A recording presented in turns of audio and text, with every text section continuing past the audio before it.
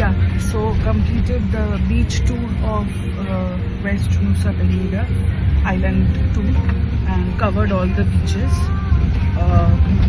and now going for lunch. Started with Crystal, then Angels Billabong, then Broken Beach. Angels Billabong, Broken was together only, side by side. Then we went to Karawa Beach, then we went to finally King Kling Beach, Nusa Penida, and we had coconut water. That's it. Extremely tiring, very hot. That's justiciable because it's beach area. Completed, and now going to